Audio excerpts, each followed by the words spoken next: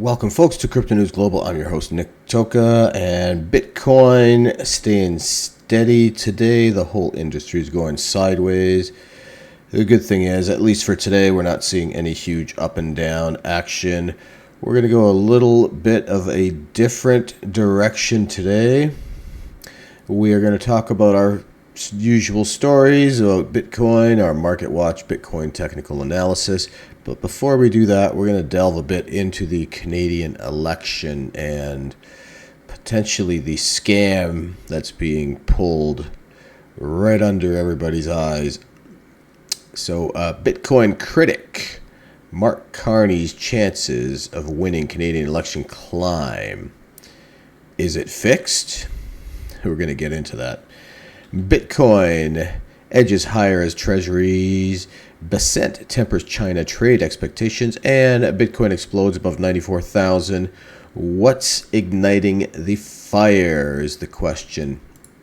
Now let's jump into a very excellent candidate that is running for Prime Minister in Canada. We're going to run right into that in a second because a lot of you probably don't know much about either of these candidates. Everybody knows who Justin Trudeau is. So he was Prime Minister in Canada for 10 years. And effectively, if you can imagine somebody on stage getting booed at and tomatoes thrown at, that's kind of the point where it got at with him.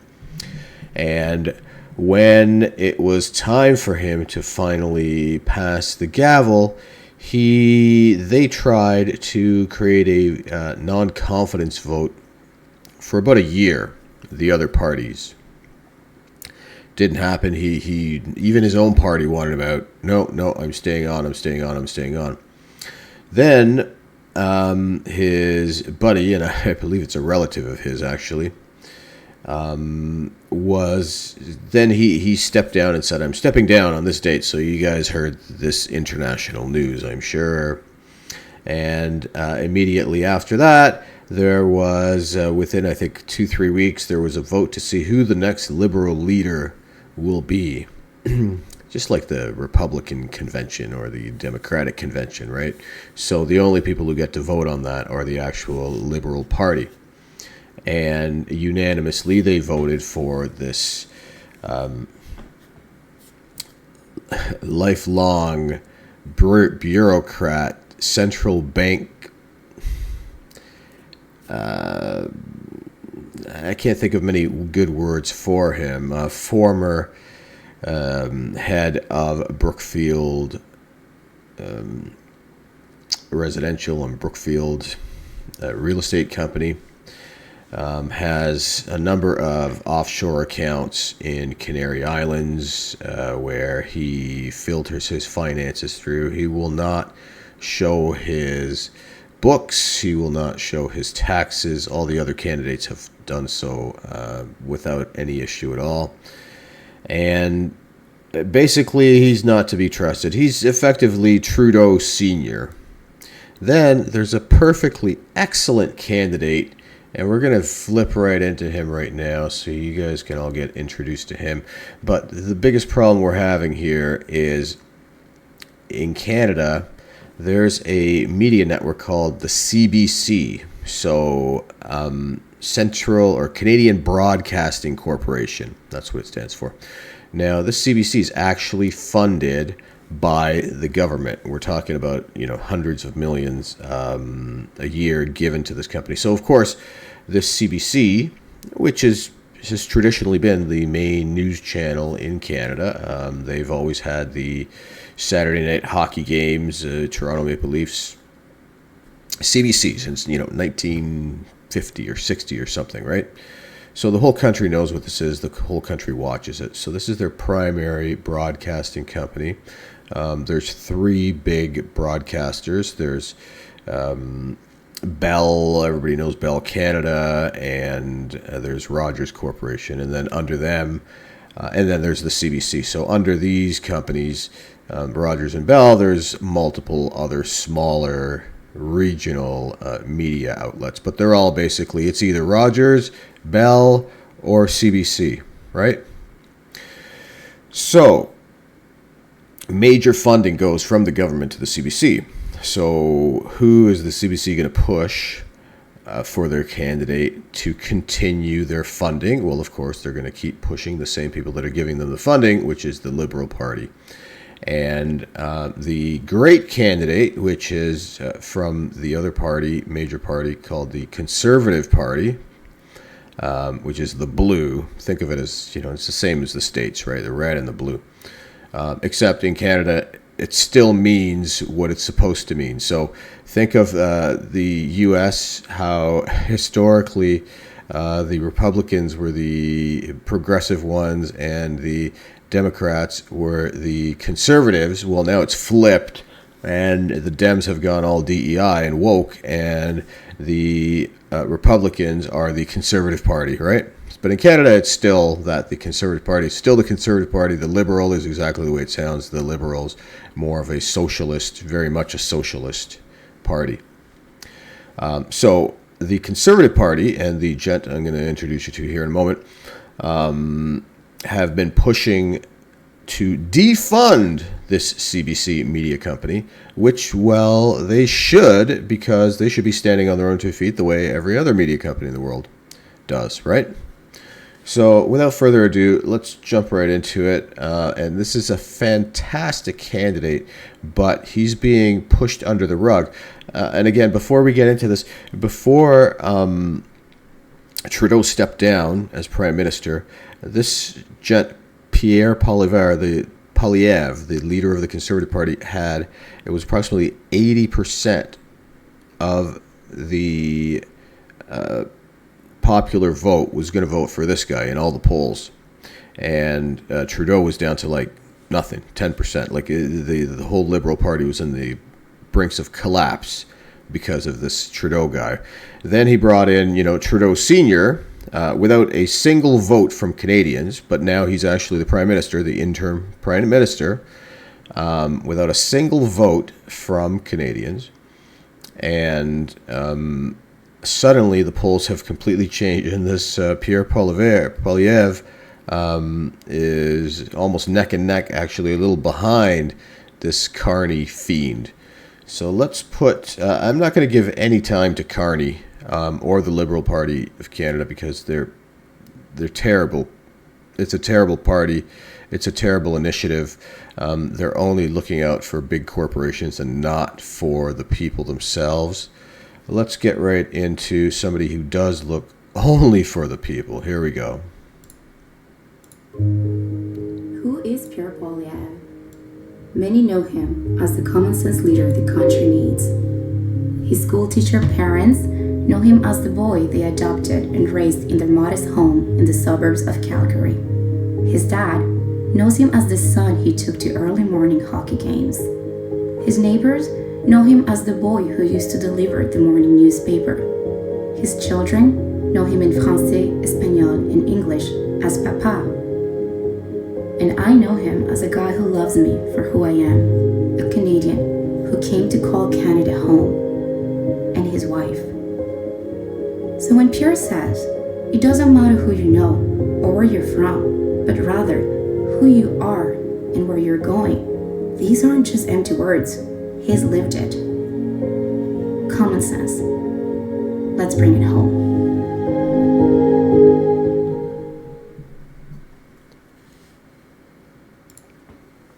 So, appears to be a great guy, and he's been opposing Trudeau the entire time Trudeau's been here. This guy's been in the opposition, and he's been effectively trying to keep him in check as best he could, but, without the power, he couldn't do anything.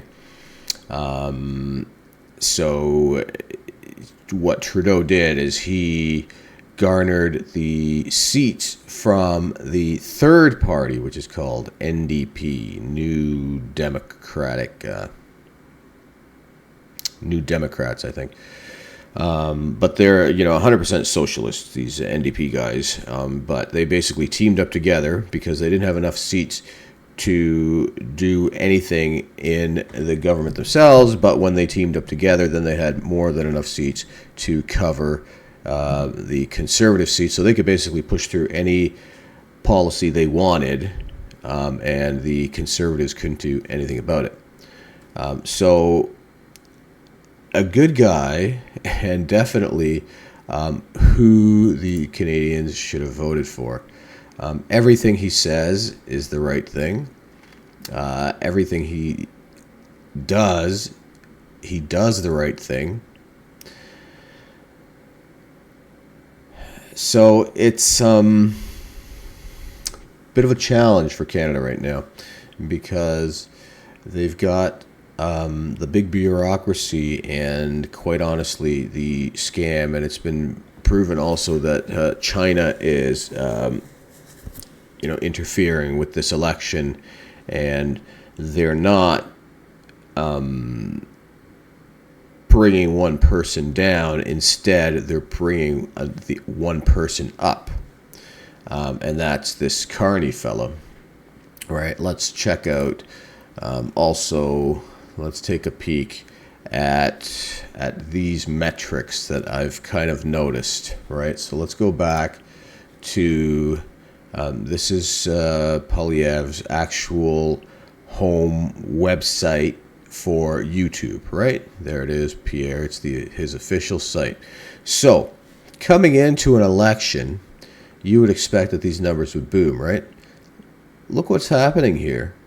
3 days, a week before the election. In fact, voting's already started. Pre-voting happened on the weekend, and I think the actual vote is Monday or Tuesday next week. But how does this happen, right? Where his page views have gone down a week before the election? Whether he was the loser or the winner, how is it that this is going down? So this is, election interference, right? Let me show you another page. And this is Jordan Peterson, right? Who, again, is strongly against, this is their actual, YouTube page. Jordan Peterson, 100% against this Carney guy, right behind Pierre Poilievre. How is it all of a sudden this is Jordan B. Peterson, potentially the greatest psychologist of our decades, right? Everybody knows who this is. But look, he's Canadian, right? And check it out. Suddenly, in the past week, what's happening here? Why are his numbers going down? His viewership's going down right before the election? How does this actually happen? Here's let's take a look at another one. And she's great. Trump is a symptom of our problems. I know most Canadians, starting with our national leadership, say Trump is our problem. Trump has exposed fundamental problems in our economy. Brace yourself, because today is going to be one heck of a reality check episode. I'm Jasmine Lane. This is Over Opinionated, and we have the truth. I really think that we have finally gotten to the bottom of all of this. And it's one that Pierre Poilievre, I don't even think, has done a good enough job in really drilling into the brains, the reality of this situation. Yesterday, Carney declared that our relationship with the USA was over, and Donald Trump responded to that. The two of them actually had a conversation earlier today, so we will go through what... So, again, I follow this girl. She talks just facts about Canadian politics. And what's happening here? All of a sudden, looks, pretty even. What? Suddenly, she's dropping? You were talking about hundreds of thousands of viewers for this person here, right? It's not like my channel. But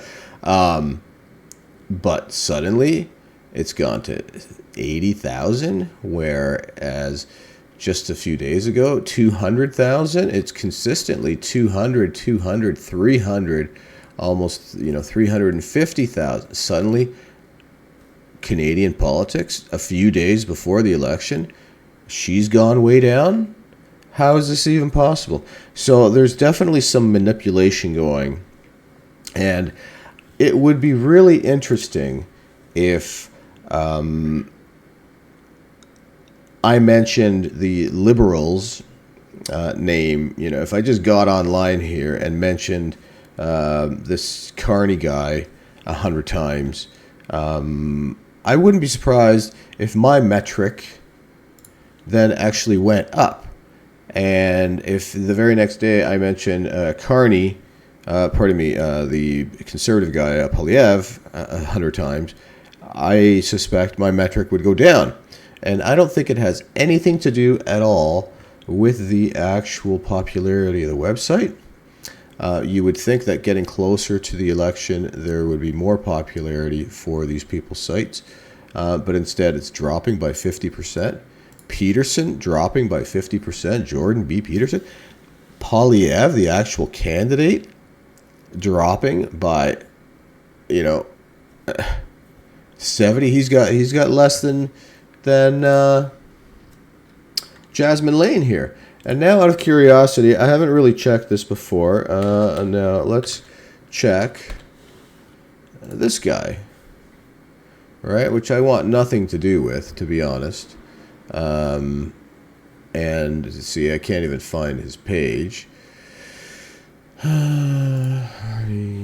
Let's actually Google it instead.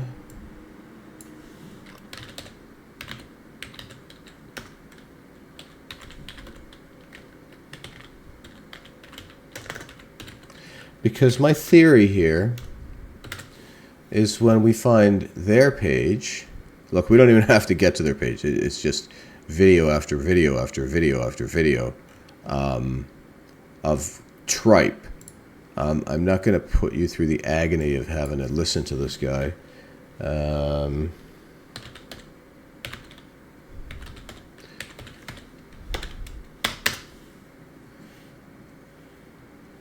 See, I mean, they don't even have a YouTube page, as far as I can see here, because they know he needs to basically keep his mouth shut, because every time he opens it, it's like his foot goes directly into it. But yet, the media is pushing this guy like you wouldn't believe, and he's going to run the country into bankruptcy.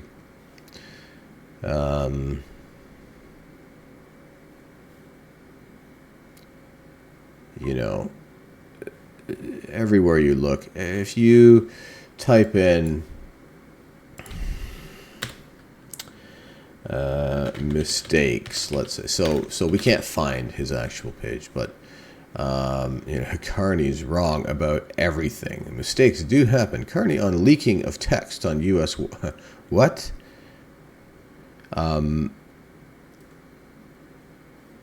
It's just embarrassing.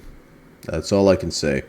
And it's almost like the Democrats in the States, where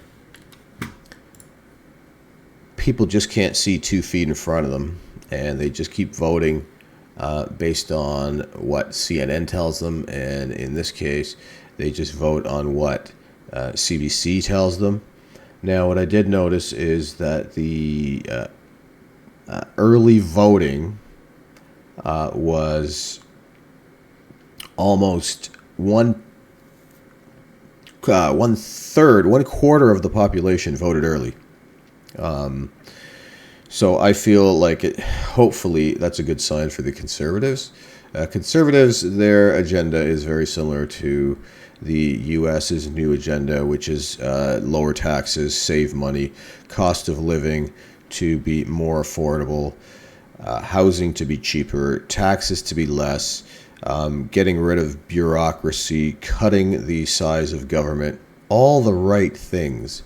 On the flip side, the big business guy in the liberals is going to do the exact opposite. It's like the Democrat machine in the States, where they're going to spend and spend and spend and spend and spend. They've already announced all this spending, and all they're going to do is spend. And it's so easy to spend, folks. Anybody can get in there and spend. It's difficult to save, right? And still have the same services as you had before, but also save. I could talk all day about this coming election. Let's get back to the biddy, because this is what you all came here for. Bitcoin currently exactly sideways, as we've mentioned, 93,200. Ethereum up 1%, 1785. Solana up 0.75%, 149 bucks.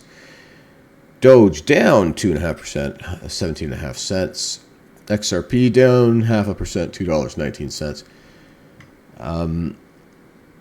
So Trump announced that he was going to have the owners of the Trump coin in for some special dinner, and suddenly the Trump coin freaking pumped by like 45% today. It's showing that for the day, but look for the week. Look at this spike, right? From $9 to almost 15 bucks. Like, talk about banana zone, right? Straight up, right when he announced that. So kind of interesting. Sui up. Sui I like. Jasmy I also like, but it's the Japanese Bitcoin, they call it. It's fallen so far. It might be worth buying a little bit of a dip on it, but I don't know how much I trust it. I own a little bit, but it's almost like owning, Shiba, right? The price is like 0.00 crap, right? 0.017. And for the year, she's hurting. Zooming out to the weekly, every single thing in the green for the week. This is impressive, folks. Trump leading the pack, but Sui up 42%. And Sui is, look at their rank, right? Sui's ranked number 11th. They've got a huge market cap, almost 10 billion bucks. And this was a good buy. This is one of the ones I recommended, a few weeks back when everything was tanking, for sure. Zooming out to the monthly, it's about a 50-50 mix for the month. Total hash rate as we speak is pretty flat. It's still way higher than, it's almost at all-time highs. Bitcoin, the all-time highs are way up here, so it's way below the all-time high. But they say that the Bitcoin price follows the hash, so we should see this price continue to go up to try and meet this hash rate, right? M2 money supply, we have the global money supply here showing in pink, and the Bitcoin price showing in white. And this is from 2013. So as we've seen and we show every day, the Bitcoin price follows this M2 money supply really, really closely. If you take a peek here, now let's zoom in a little tighter to modern times. Let's go with about a half year, and we see that the price of Bitcoin is generally about 60 days behind the M2 money supply spike. So the M2 goes up, and then a couple months later, the Bitcoin goes up to follow. And we see here that the M2 has gone up, and we also see almost to the T here, right? Look at this. We see that the biddy is also going up. So let's refresh again so we can maybe take a closer look at that kind of metric where the biddy follows the M2 price a couple weeks after. So it's hard to tell in this huge chart with all these years, but the experts, that's what they've said when I've read their information. About 60 days later, they actually, in this one article, it said exactly 56 to 60 days. So, once the M2 money supply rises, the biddy price will follow a couple months later. Total Bitcoin market cap right now is $1.85 trillion. Ethereum $215 billion, XRP $128 billion, Solana $77 billion, Doge $26 billion, Cardano $24 billion, Tron $23 billion, and there's Chainlink at $9, almost $10 billion, and Sui just behind them, $9.6 billion bucks. And check out Sui. Sui's been the one that's been kicking butt out of the top coins here, 42%. Nothing comes close in kind of the top 15 here, right? 42% for the week. So a very, very solid buy. I wish I had picked some up. It might not actually be too late. The price is still, $295 is pretty reasonable, right? Total market cap for the entire industry, $2.88 trillion. Currently, Bitcoin's holding 64.5% of that. Ethereum, 7.5%, and XRP, 4.5%. Currently sitting in 63 in greed. Yesterday was a 72 in greed, and last week was a 30 in fear. Bitcoin next halving is going to happen in approximately 1,085 days with 156,301 blocks left to mine until that time. Total assets by market cap globally, we see that gold's actually come down a bit. They were up over 23 trillion. Now they're at 22.3 trill. Apple 3 trillion, Microsoft 2.7 trillion, Nvidia 2.5 trillion, Amazon 1.9 trillion, silver 1.9 trillion, Google 1.85 trillion, and there's the Biddy 1.855 trillion. The three of these were really fighting it out yesterday, almost identical between number 5 and number 8. Saudi Aramco 1.6 trillion, and Meta 1.3 trillion. You can currently get 1,072 satoshis for one fiat US dollar. And speaking of the fiat, the current U.S. national debt is $36,763 billion, equaling $107,439 per U.S. citizen, or $323,049 per U.S. taxpayer. The Department of Government Efficiency has saved up until now $352 billion bucks, which equals to $3,136 per U.S. taxpayer. That's almost $100 from yesterday. Saving money left and right. Good for them. Now, the Poly market has got this Carney clown way ahead, and it's pretty painful. Let's hope that this guy does not. Let's hope for once that the Poly market's wrong. Poly market had Trump winning, and everybody thought, oh, Poly market's all wrong, but it ended up to be correct. Right now, they've got this central banker, I guess would be, CBDC pusher, net zero initiative. He's the guy who started globally the net zero. I mean, this is who we don't want. It doesn't work. Your policies do not work. Your policies are going to bankrupt the country, and his only agenda is he opposes Trump. Trump will not make Canada the 51st state. That's it. That's what he's been running on, and it's embarrassing. The Poilievre guy has some really, really great policies, and I just hope when it comes to election day, people are smart enough to see right through the fakeness, just like they did in the States, and go into Poilievre. And this Poilievre guy will be more conservative. So, a lot of the Republicans, right when Trump took power, of course, he started doing exactly what he said he was going to do, shut the borders, shut the spending, and start making the economy better so people are saving more money. Well, he started to do this tariff thing to try and do the right thing and negotiate better deals to make things cheaper for the states. But of course, the medium jumped on him right away, and, stock market crash and this and it's all the media. I realized it's all the media, folks. Oh, yeah, and Carney wants to continue his censorship on media on top of that. So it's just ridiculous. Poilievre, on the other hand, wants to make things completely transparent. No more censorship. Open up everything the right way.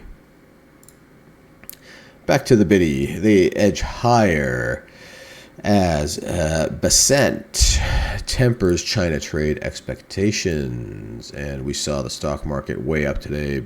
Biddy sitting sideways, but, a little up. Everything was up. The price of Bitcoin added to yesterday's gains despite dipping earlier Wednesday after Trump administration's latest zigzag on trade. The leading cryptocurrency recently trading hands around $93,500, up 2.5% over the past 24 hours, according to crypto data provided by CoinGecko. It had fallen near 92,000 earlier in the day. Ethereum and Solana rose 5.3% to 1780 and 4%, $150 respectively. U.S. Treasury Secretary Scott Bessent said that U.S. President Donald Trump hasn't made a one-sided offer to reduce tariffs on China, which can be up to 245% on certain goods, per Bloomberg. It may also take years to iron out a deal, he added. Bessent's posturing toward China appeared to represent a reversal from the day prior when the official reportedly said at a closed-door investor summit that a deal with China could come soon and that Trump's trade war was unsustainable for both sides involved. From the Oval Office, Trump told reporters on Wednesday that tariffs on China will come down substantially, but it won't be zero, per Fox Business. The president did not specify how low tariff rates could be, but expressed optimism that a deal could work out very well. Trump and Bessent's recent remarks have provided investors with notable relief, according to Arielle Barthair, principal research analyst at on-chain analytics platform Nansen. However, volatility could pick up again as negotiations with China continue, she told Decrypt. It feels like we've maxed out on tariff-related fear, she added. While many remain uncertain about where things will be headed over the next month or so, it also seems like markets were just waiting for the slightest signal that we're back in the game. On Wall Street, the S&P jumped 2%, NASDAQ 2.5%, Strategy climbed 1%, MicroStrategy, Coinbase increased 2.5%, while spot Bitcoin exchange-traded funds have generated notable outflows amid Trump's on-again, off-again approach to tariffs. They had the strongest daily intake since January 17th.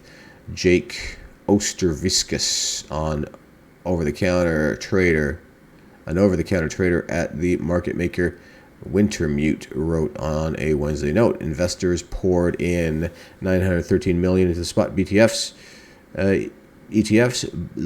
led by ARK 21 shares, so almost $1 billion in spot ETF inflows, which pulled in ARK Invest, good for them, which pulled in $267 billion according to crypto data provider CoinGlass. That was 200,000 shy of the ETF's best day in mid-November. So lots of money flowing back into the biddy, and there's a very good chance that the biddy will continue to pump up, baby. I feel like it will. Again, if there's a price dip, another opportunity to buy the dip. 93,000 is a far cry from the 77, 78, even down to 74.5 at one point that we saw during this, tariff scare. And, over here at CryptoNews Global, we've been calling this a buy the dip opportunity, a negotiation tactic, literally from the beginning.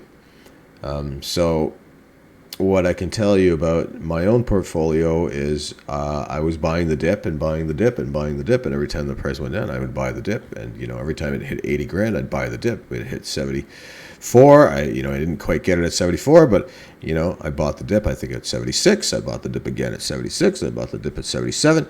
And now that the price have gone up, I'm in the green, right? I've said this many times. You want to buy when the price is low. You don't want to buy when the price is high. You want to buy as anti-reason. There's no psychological reason for people to be buying any asset when the price is low, right? This is what gets people. Psychology says, why the hell am I going to buy it when the price just tanked, right? But wisdom should tell you that I am buying it when the price tanks, because instead of being able to buy, 1,000 XRP, I can now buy 1,500. They're exactly the same thing, but because the price went down, now I can afford more of the exact same thing, right? Same thing goes with, traditional financial assets. I remember the price of, Apple was $5. They were ready to go bankrupt. That must have been maybe in the 90s. Probably somewhere in the 90s. And me not knowledgeable back then. Oh, no way I'm going into there. I'm going to lose my money, right? So think of it that way. Now, 30 years later, even if I had bought one at $5, right, $100, I could have got 20. I'd be laughing, right? So you kind of want to look at it that way. In a few years down the road, once we get into the late 2020s, mid 2030s, early 2040s, these prices of 93,000 or $2.20 for XRP, or $150 for Solana, or 17 cents Doge, $2.97 Sui. We're going to look back and say, holy crap, these things are, Bitcoin's at $2 million, or more, right? XRP's at $200.